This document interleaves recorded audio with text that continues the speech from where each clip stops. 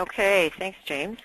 Well, thank you, everyone, for the opportunity to speak to you about advances in procurement in the broader public sector, or the BPS, as we like to call it. The BPS is all those organizations such as hospitals, school boards, colleges, universities, and social services organizations, to name just a few, that receive a large part of their operating funds from government. They're associated with government, but they aren't actually part of the government. So from a procurement point of view, they operate independently. So as the Director of Supply Chain Transformation, my branch has a strong presence in the health, education, and higher learning sectors, and we work with them to help them bring the best practices to their procurement processes. The Supply Chain Secretariat, where I work, has two areas of focus: a policy focus with an emphasis on openness, fairness, and transparency in procurement, and a project focus in which we fund projects that transform procurement and back office processes. So in our current environment, everybody's well aware of the challenging times that we have, and the fiscal pressures, particularly in the public sector, are great. There's increased scrutiny in how public funds are spent. In 2010, the government passed the Broader Public Sector Accountability Act, which introduced new rules and higher accountability standards around the use of lobbyists, consultants, importantly procurement, expenses, and perks. And institutions that were affected by the Act and the directive include every hospital, every school board, every university and college in Ontario, every approved agency designated as a Children's Aid Society, and any agency or organization that's received more than $10 million in funding from the Government of Ontario in the past year. So a lot of procurement organizations in the province all of a sudden had some new things that they needed to be aware of, adopt, and comply with. So I'd like to give you a brief overview of the BPS Procurement Directive, the Broader Public Sector Procurement Directive. And the intent of the directive is to underline the government's expectation that all spending of public funds, and not just that done directly by ministries and agencies, is done in a way that is accountable to taxpayers and can be demonstrated to provide the best value for the use of public money. The objective of the procurement directive is to provide consistent procurement practices for all BPS organizations, and to ensure open, fair, and transparent procurement practices and accountability through each stage of the procurement process. The procurement directive will, by its nature, allow that any vendor, regardless of size, experience, or geographic location, is able to participate in a procurement competition or an RFP. It will also have the benefit of increasing the consistency of procurement practices across the broader public sector, which should both improve efficiency but also make it easier for suppliers to participate. Government has potentially huge purchasing power, but is hugely disaggregated across the geographic regions, types of institutions, all the way from group homes to hospitals, and the size of spend are among many of the factors that make it challenging to implement standardized procurement processes and best practices. So a little bit more detail about the procurement directive and what the requirements are, and to give you an idea of how these organizations are, what they're adapting to. The directive is comprised of a code of ethics and 25 mandatory requirements in terms of the procurement process. The goal of the code of ethics is to ensure an ethical, professional, and accountable broader public sector supply chain, and to set high expectations for all BPS staff playing any role in the procurement process, not just those in the purchasing department. So this reaches beyond just the people that do the actual procurement activity, but the people that are ordering as well, people that are the end customers. They're engaged as well in the procurement directive. The directive introduced three key changes for procurement organizations: the requirement to acquire consulting services competitively regardless of value. So even $0 procurements have to be acquired competitively, or anything above $0.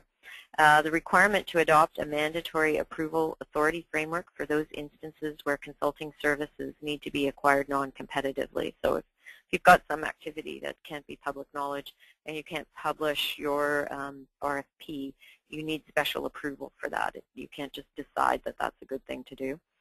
And then the requirement to manage contracts responsibly and effectively. And we all know how challenging that can be. It's only part of the job to actually get the contract in place. And many of these organizations are smaller and they don't have systems in place to be able to manage contracts in a way that we would all hope to be able to do.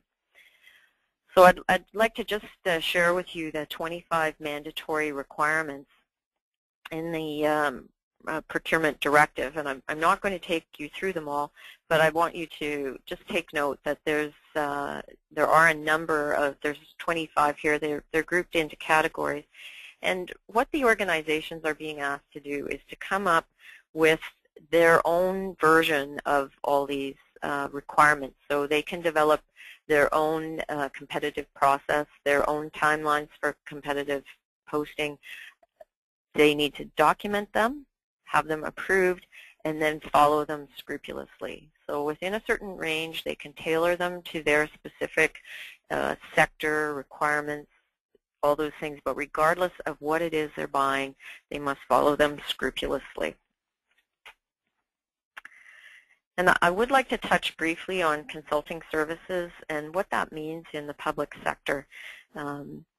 As I mentioned earlier, the Accountability Act addresses the use of consultants, and I want to note how consultants and consulting services are defined. And for any of you that are suppliers of services, this is I hope will be a very helpful definition for you. The term consultant in the Accountability Act says that a person or entity that under an agreement other than an employment agreement provides expert or strategic advice and related services for consideration and decision making. And that's the point that I'd like you to really take away, is that a consultant provides expert or strategic advice. We sometimes consider that we might call somebody a consultant if they're actually just doing contract work. They're a consultant in something. If they're filling in to do activity that an employee would normally do, it's not strategic, it doesn't promote decision making. Although they might call themselves a consultant because they're an independent party, they're not actually a consultant under this definition, and so therefore don't need to be part of a competitive competition. They can be hired in as a contract employee, for instance. So for those of you that may be providing that type of service, because it's relatively new still to many of these organizations, it's helpful for you to be aware of that and ensure that the person procuring your services understands which method they need to follow.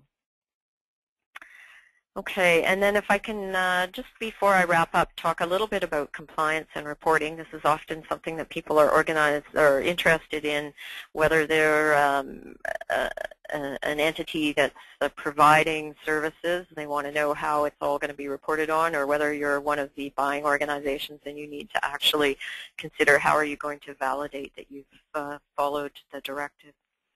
So of the designated broader public sector organizations, only hospitals are actually required to prepare attestations regarding their compliance with specific acts of the legislation.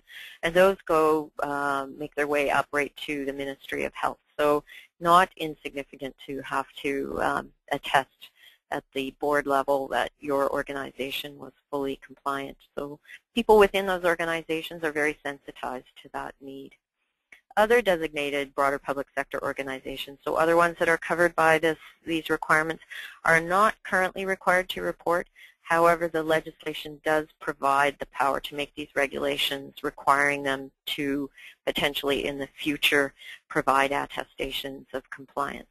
So an attestation in this instance is your own self-policing mechanism that says that your organization is following the rules, and nobody is going to check that per se. You're trusted to be able to do that, and your word is good. But obviously, if you've said that and it turns out that you weren't compliant, it might not go so well for you.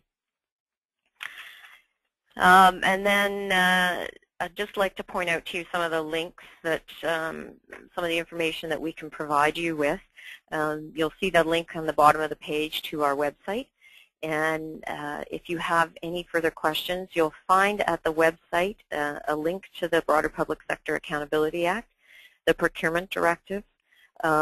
Along with the Procurement Directive, there's an implementation guidebook that I think many of you would find helpful to just pull elements out of that for your own purposes, regardless of where you work in the sector that you're in.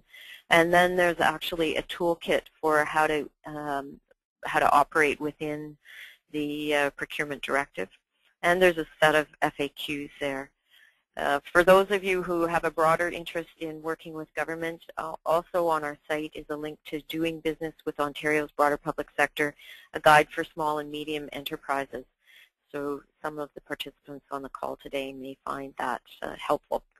So thank you very much for your time, and look forward to any questions you might have. Thanks very much, Margaret.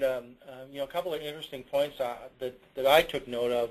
You know, one is that the definition of a broader public sector and organizations to which these regulations apply is obviously much broader and larger than one would think at first blush. So I thought that was an interesting point for everyone, and then the whole notion of transparency. And of course, obviously the public sector is sensitive because it is in the public eye, and there's the whole involvement of the taxpayer in funding things. But I think even beyond that, you know, the public sector does lead the way in terms of transparency. But it's something that all organizations, I think, should aspire to, because all organizations, and they might not have taxpayer money, but they have shareholder money and they have customer money. So I think we can all kind of learn from some of the things that you talked about. So thank you.